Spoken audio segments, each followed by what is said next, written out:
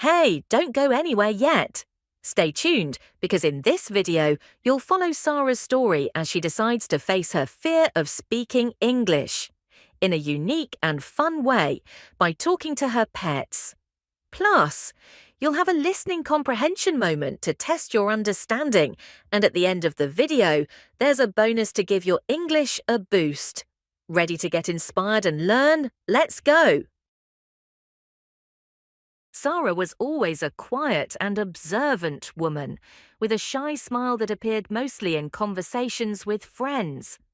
Her journey with English started long before she realized that the fear of speaking the language would become a challenge. Although she started learning English when she was a teenager, the fear of making mistakes stopped her from speaking naturally.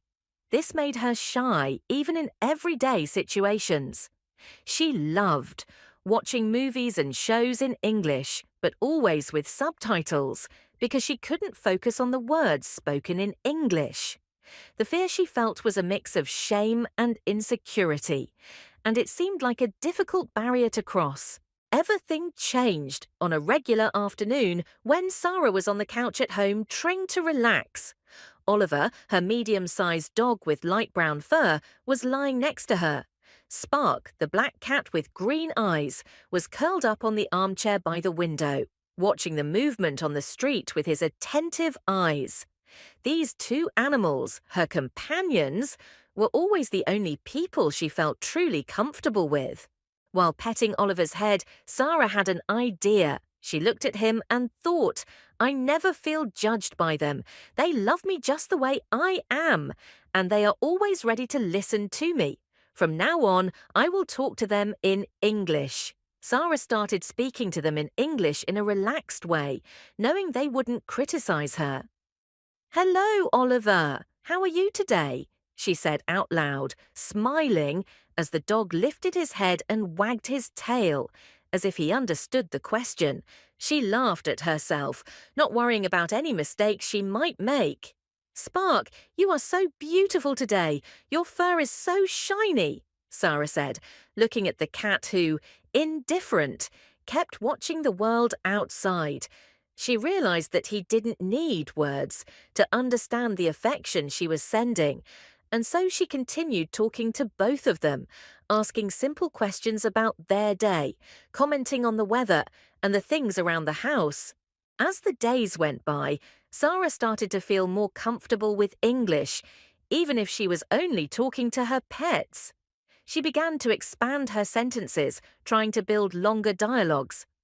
Oliver, do you want to go for a walk? Let's go outside. It's a beautiful day. Oliver, as always, quickly got up and moved towards the door, ready for the adventure.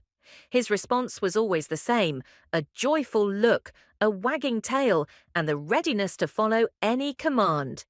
Each conversation, even if simple, made Sara feel more confident.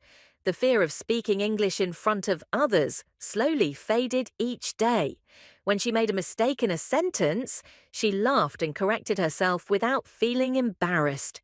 The idea that she was learning and practicing instead of judging herself was a freeing thought. One evening, after a week of practice, Sara was sitting on the couch with Oliver by her side and Spark in her lap when she had a moment of reflection. She realized that, although she was still far from fluent, she was no longer so afraid of making mistakes. She knew that, with her pets by her side, she was allowing herself to grow and learn at her own pace. And it was at that moment, while petting Spark's back, that she had another realization. I don't need to be perfect to communicate. I just need to start. And so the fear of speaking English slowly faded one small step at a time until eventually Sara found herself able to speak more easily, not only with her pets, but also with the people around her. She still made mistakes, but now they were just more proof that she was trying, learning, and above all, allowing herself to grow. Listening comprehension. Sara's journey with English. What is Sara's biggest fear when it comes to speaking English? A. Forgetting words. B. Being judged for her mistakes. C. Writing incorrectly. Or D. Not understanding grammar. What does Sara love to watch in English? A. Documentaries. B. Music videos. C. Movies and TV shows. Or D. News programmes. Why does Sara feel comfortable talking to Oliver and Spark? A. They can correct her mistakes. B. They don't judge her. C. They speak English too. Or D. They answer her questions.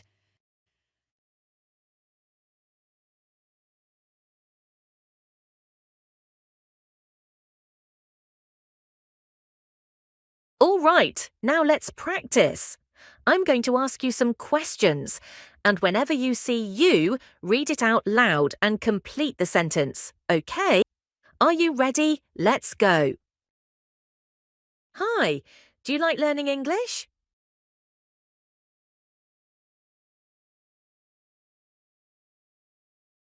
Oh, why are you scared?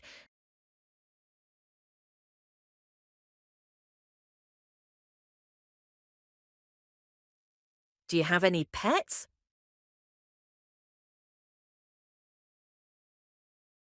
That's so nice. What are their names?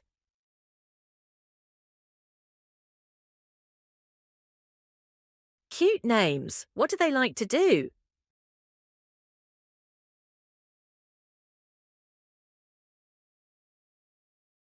Where do you live? That's cool. Do you like it there? Nice. What's your favourite thing about your home?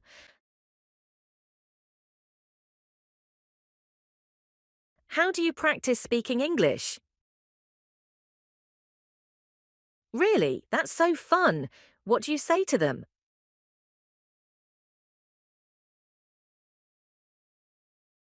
That's a great idea. They won't judge you.